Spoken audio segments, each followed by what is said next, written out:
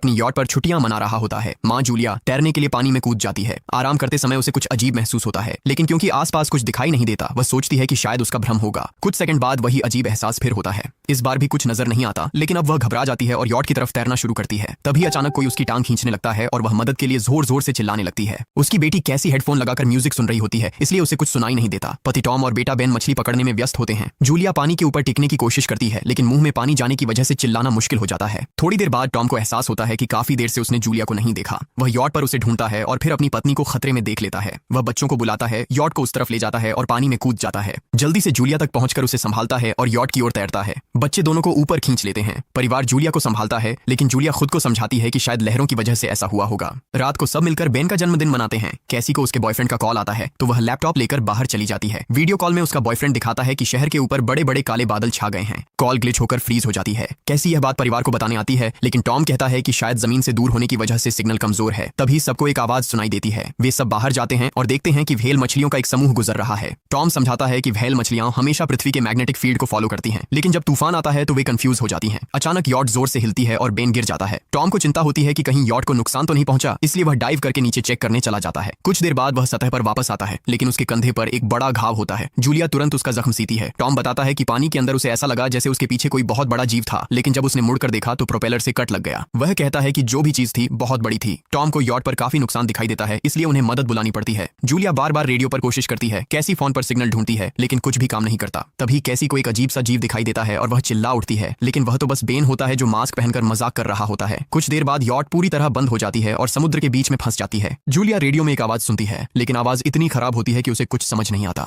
Tom परिवार को बताता है कि उनके पास सिर्फ 4 दिन का खाना पानी बचा है और अब उन्हें किसी मछली पकड़ने वाली नाव का इंतजार करना होगा। अचानक रडार पर कुछ डिटेक्ट होता है और परिवार को एक अजीब सी आवाज सुनाई देती है। सब दौड़कर बाहर आते हैं और हैरानी से देखते हैं कि कई सारे उल्कापिंड जमीन पर गिर रहे हैं। जहां जहां उल्कापिंड गिरते हैं वहां बड़े धमाके होते हैं। एक उल्कापिंड पानी में उनके पास गिरता है तो टॉम तुरंत यॉट को चलाने की कोशिश करता है। इंजन मुश्किल से चलता है, लेकिन तभी एक और उल्कापिंड उस इलाके को हिट करता है। परिवार डर के मारे एक दूसरे को कसकर पकड़ लेता है। तभी टॉम को समझ आता है कि जो आग के गोले गिर रहे हैं वे उल्कापिंड नहीं बल्कि सैटेलाइट्स हैं। उसी वक्त बेन देखता है कि यॉट से धुआं निकल रहा है। टॉम चेक करता है और कंफर्म होता है कि इंजन खराब हो गया है। हवा तेज होने लगती है तो फैमिली यॉट के अंदर छुप जाती है, बिना ये नोटिस किए कि कंपास बहुत तेजी से घूम रहा है। यॉट जोर जोर से हिलने लगती है। बेन फिर से गिर जाता है और इस बार उसे चोट भी लग जाती है। लहरें तेजी से यॉट से टकरा रही होती हैं। टॉम स्ट्रगल करके बाहर जाता है और लाइफ जैकेट्स लेकर आता है। तभी पावर चली जाती है। टॉम तुरंत पावर बॉक्स का बटन प्रेस करता है और लाइट वापस आ जाती है। उस वक्त बेन नोटिस करता है कि जूलिया की नाक से खून बह रहा है। जूलिया को चक्कर आने लगते हैं, जबकि कैसी सिंक पर जाकर उल्टी कर देती है। टॉम रेडियो ट्राई करता रहता है पर सिग्नल नहीं मिलता। अचानक एक तेज हाई पिच्ड नॉइज आती है और हवा और भी स्ट्रांग हो जाती है। जूलिया दरवाजे बंद करने की कोशिश करती है, पर एक हैच खुल जाता है और हवा खिड़कियां तोड़ने लगती है। टॉम एक फ्लेयर जलाता है और थोड़ी देर बाद अंधेरा छा जाता है। अगली सुबह फैमिली शॉक में उठती है कि वो स्टॉर्म से बच गए हैं, लेकिन यॉट आधी तबाह हो गई होती है। जब वो बाहर आते हैं तो देखते हैं कि समुद्र का पानी गायब हो गया है और यॉट अब जमीन पर अटकी है। सब ये देखकर शॉक में आ जाते हैं। कैसी सिग्नल चेक करती है पर नेटवर्क बिल्कुल डाउन होता है। बेन 2 मरे हुए केकड़ों से खेलने लगता है। टॉम कंपास चेक करता है और देखता है कि वो उल्टा हो गया है। यह आखिरी बार 7 लाख साल पहले हुआ था। कैसी को लगता है कि उसका बॉयफ्रेंड मर गया होगा और वो टूट जाती है। जब जूलिया उसे समझाने आती है तो कैसी उसे दूर कर देती है और छुपने चली जाती है। जूलिया और टॉम बची हुई सप्लाईज देखते हैं। बेन अपने बर्थडे बलून से एक पत्थर से बांध देता है ताकि शायद कोई बचा हुआ सर्वाइवर देख ले। टॉम फिर रेडियो ट्राई करता है और इस बार एक आदमी से कनेक्शन हो जाता है। उसका नाम नाव होता है और वो एक सबमरीन का कैप्टन होता है। उसकी सबमरीन भी लैंड पर अटक गई है। वो कंफर्म करता है कि मैग्नेटिक पोल्स रिवर्स हो गए हैं, इसलिए ओशन पीछे हट गया है और जमीन डूब गई है। वो कहता है कि उसने अभी तक और सर्वाइवर्स नहीं देखे और कम्युनिकेशन सिस्टम्स बिल्कुल डाउन हो गए हैं। वो मजीद ये भी कहता है कि पोल्स फिर रिवर्स होंगे और शायद एक हफ्ते में समुद्र वापस आ जाएगा। वो फैमिली को वार्न करता है कि जितना हो सके ऊंची जगह चढ़ जाओ, क्योंकि जब पानी वापस आएगा तो वो बहुत खतरनाक होगा। वो बोलता है उसका पार्टनर क्रैश में मारा गया और सबमरीन में बस 3 लोगों की ही जगह है। जूलिया और टॉम उससे कहते हैं कि प्लीज हमारे बच्चों को बचा लो। वो उन्हें अपने कोऑर्डिनेट्स दे देता है। टॉम कैलकुलेट करता है कि सबमरीन तक पहुंचने में 2-3 दिन लगेंगे। वो फैमिली से कहता है आज रात अच्छे से आराम कर लो, कल सुबह हम निकलेंगे। अगली सुबह फैमिली सामान पैक कर रही होती है। तभी टॉम को पास में कुछ हिलता हुआ दिखता है। वो एक लंगड़ा आदमी होता है जिसके हाथ में हार्पून होती है और साथ में एक कुत्ता लगातार भौंक रहा होता है। टॉम उसके पास जाता है और उसे पानी की बोतल देता है, लेकिन वो आदमी कुछ ऐसी भाषा में बोलता है जो टॉम समझ नहीं पाता। पानी पीने के बाद वो अजनबी अचानक टॉम के सिर पर बोतल मारता है और चेहरे पर जोर का लात मार देता है। जूलिया डर के मारे भागती है, लेकिन तब तक देर हो चुकी होती है। वो आदमी टॉम के पेट में हार्पून घुसा चुका होता है। टॉम कुछ पल तक तड़पता है और फिर वो उसकी गर्दन भी काट देता है। फिर वो आदमी जूलिया के पीछे भागता है और उस पर हार्पून फेंकता है, जिससे उसके कंधे में चोट लग जाती है।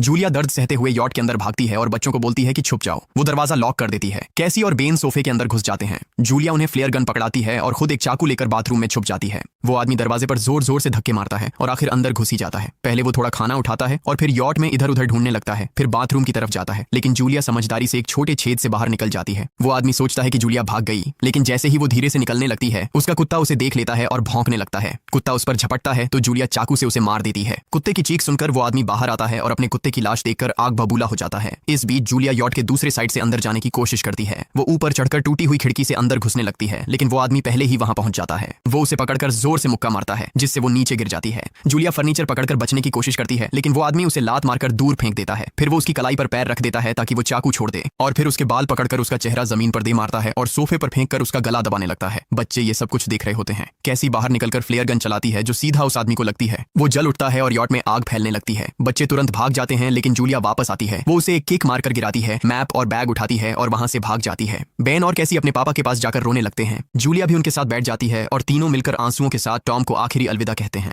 तभी वो डरावना आदमी फिर यॉट से बाहर निकल आता है तो फैमिली फिर से भागने लगती है। कुछ ही देर में यॉट एक बड़े धमाके के साथ उड़ जाती है। थोड़ी दूर चलने के बाद वो लोग एक छोटे से झरने के पास रुकते हैं ताकि थोड़ा आराम कर सकें। कैसी सोचती है कि शायद वो पागल आदमी उनके पास गुब्बारे देखकर आया था। ये सुनकर बेन खुद को कसूरवार मानने लगता है। जूलिया उसे समझाती है कि इसमें उसकी कोई गलती नहीं थी और सबको आगे बढ़ने को कहती है क्योंकि वो आदमी अभी भी उनके पीछे है। रास्ते में एक छोटे तालाब के पास बेन एक मरी हुई हैमरहेड शार्क देखकर हैरान रह जाता है। तभी जूलिया नोटिस करती है कि वो आदमी फिर उनके करीब पहुंचने वाला है। सब लोग दौड़ पड़ते हैं और एक रेत के टीले से नीचे गिर जाते हैं जहां उन्हें जहरीला कचरा दिखाई देता है। फैमिली सावधानी से उसे पार करती है और लगता है कि उन्होंने उस आदमी से पीछा छुड़ा लिया है। चलते चलते उन्हें बड़े बड़े मरे हुए सी एनिमल्स और समुद्र के नीचे जमा हुआ सारा प्लास्टिक दिखने लगता है। बेन धीरे धीरे चलने लगता है तो जूलिया समझ जाती है कि वो डिहाइड्रेशन के करीब है। वो सबको रुकने को कहती है। जब वो पानी की बोतल देखती है तो उसे झटका लगता है। बोतल में पानी लगभग खत्म हो चुका होता है। कैसी को एहसास होता है कि शायद उसने बोतल ठीक से बंद नहीं की थी। जूलिया गुस्से में चिल्लाती है कि उसकी लापरवाही की वजह से पानी खत्म हो गया। कैसी जवाब देती है क्या फर्क पड़ता है, वैसे भी हम बचने वाले नहीं हैं। दोनों के बीच लंबी बहस होती है, फिर भी फैमिली आगे चलती रहती है। कुछ देर बाद उन्हें एक क्रैश हुआ प्लेन मिलता है। अंदर कुछ हिलता डुलता देख सब डर जाते हैं, लेकिन वो सिर्फ कुछ पक्षी होते हैं। फैमिली तय करती है कि रात यहीं प्लेन के अंदर गुजारेंगे। वो थोड़ा सा स्नैक शेयर करते हैं और जूलिया को टॉम की जैकेट में एक फैमिली फोटो मिलती है जिसे देखकर उसका दिल टूट जाता है। कैसी पूछती है, मॉम आप और डैड की लव स्टोरी क्या थी? जूलिया मुस्कुराकर बताती है, टॉम हॉस्पिटल में मेरा पेशेंट था। फिर एक दिन उसने फूल और एक प्यारी सी कविता देकर अपना प्यार जताया था। रात के बीच में कैसी प्लेन से बाहर जाती है। तभी वो डरावना आदमी उसे पीछे से पकड़ने की कोशिश करता है, लेकिन जूलिया अचानक पीछे से उस पर टूट पड़ती है और बार बार चाकू से वार करके उसे मार देती है। कैसी अपनी मां को गले लगाकर शांत करती है। अगली सुबह उस आदमी की लाश पर कीड़े गुंडे पड़े होते हैं।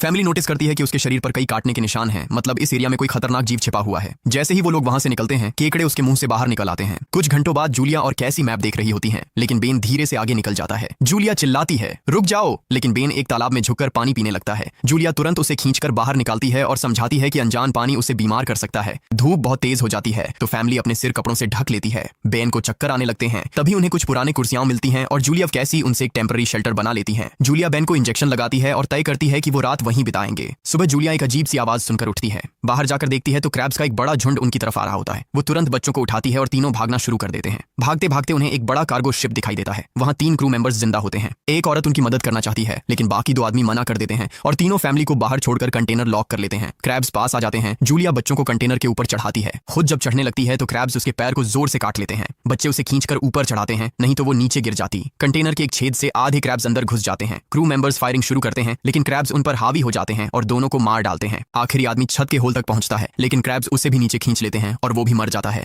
जूलिया अपने जख्म पर पट्टी बांधती है और बेहोश हो जाती है। कुछ देर बाद जब वो उठती है तो खुद को रेत के तूफान के बीच अकेली पाती है। वो घबराकर बच्चों को ढूंढने लगती है। एक मरी हुई औरत का हथियार उठाती है और जोर जोर से चिल्लाती है। कैसी उसकी आवाज सुनकर लौट आती है और बताती है कि वो और बेन मदद ढूंढने गए थे, लेकिन कोई नहीं मिला। फिर दोनों बेन से मिलते हैं, जिसे एक खुला कंटेनर मिलता है जहां वो तूफान खत्म होने तक रुक सकते हैं। जूलिया टॉम का लाइटर निकालती है और अपने जख्म को जलाकर बंद करती है, जो बेहद दर्दनाक होता है। तूफान थमने के बाद उन्हें एक और कंटेनर मिलता है जिसमें बहुत सारी पानी की बोतलें होती हैं। बॉडीज चेक करते वक्त उन्हें एक रेडियो और एक गन भी मिलती है। जूलिया नाव से संपर्क करती है और बताती है कि मैप खो गया है। इस पर नाव बताता है कि उन पर आर्थ्रोपॉड्स ने हमला किया था। वो अबिस के जीव हैं जो ऑक्सीजन की वजह से पूरी तरह पागल हो चुके हैं। अब नाव फैमिली को जल्दी करने को बोलता है क्योंकि उसके इंस्ट्रूमेंट्स ने कैलकुलेट किया है कि समुद्र उम्मीद से ज्यादा जल्दी वापस आएगा और उनके पास सिर्फ कुछ घंटे बचे हैं। वो एक फ्लेयर शूट करता है और फैमिली उस दिशा में चलना शुरू करती है। लंबी वॉक के बाद फैमिली को एक टूटा हुआ टॉयलेट मिलता है जिसमें बेन पेशाब करता है। अब वो लोग आखिरकार सबमरीन को पास ही देख लेते हैं, लेकिन वहां पहुंचने के लिए उन्हें एक बड़ा चट्टानी रास्ता पार करना होगा। जैसे ही वो रास्ते से गुजरते हैं दीवारें हिलने लगती हैं और पत्थर गिरने लगते हैं, जिससे एक भयानक रॉक स्लाइड हो जाता है। जूलिया तुरंत अपने बच्चों को साइड में धक्का देती है और खुद भी पीछे हट जाती है ताकि कुचली न जाए। अब एक पत्थर की दीवार उनके बीच आ गई है। जूलिया बच्चों से कहती है कि वो बिना उसके आगे बढ़ जाए, लेकिन कैसी मना करती है और जोर देती है कि उसकी माँ को चढ़ने की कोशिश करनी चाहिए। बहुत बहस होती है और चिल्लाने के बाद जूलिया वादा करती है कि वो बाद में अपने बच्चों को ढूंढ लेगी। मजबूर होकर कैसी अपने भाई को खींचकर आगे ले जाती है। बच्चे चट्टानी रास्ता चढ़कर सबमरीन की तरफ भागते हैं, लेकिन वहां पहुंचकर देखते हैं कि नाव बाहर खून में लथपथ पड़ा है। वो समझाता है कि उसके लिए सब खत्म हो गया है और अब बच्चे सबमरीन ले सकते हैं। ये सोचकर कि एक एक्स्ट्रा जगह होगी, कैसी वापस अपनी माँ को ढूंढने भागती है। तभी जूलिया केकड़ों को आता देखती है और वो फायरिंग शुरू कर देती है। कुछ केकड़ों को वो मार देती है, लेकिन झुंड बहुत बड़ा होता है और सबसे लड़ना मुश्किल हो जाता है।